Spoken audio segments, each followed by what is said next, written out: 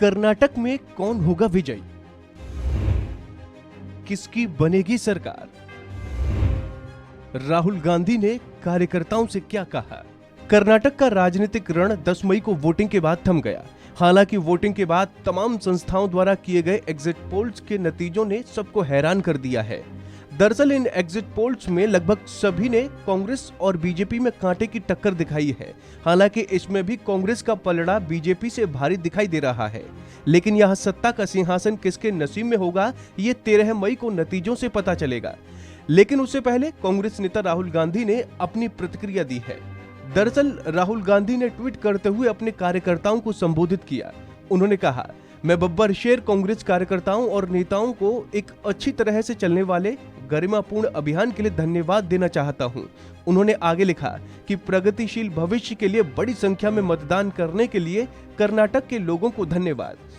बता दें कि कर्नाटक में काबिज बीजेपी हर 5 साल में सत्ता बदलने वाले 38 साल पुराने ट्रेंड को तोड़ना चाहती है, तो वहीं कांग्रेस इस बार बीजेपी को सत्ता से बाहर करने का दावा कर रही है।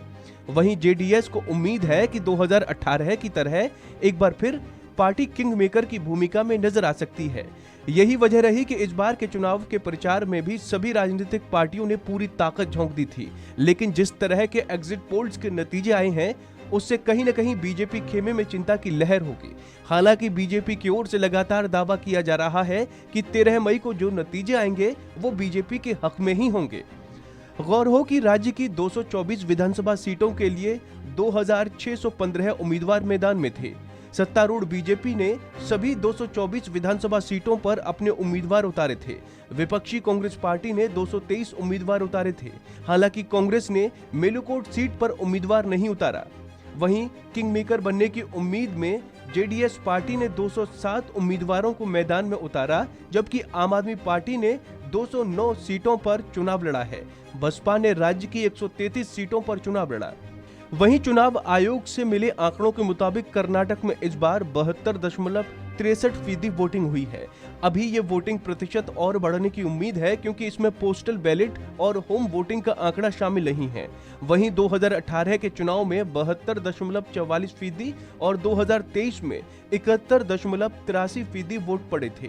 इस लिहाज से देखें तो वोटिंग फीसदी में मामूली इजाफा हुआ है।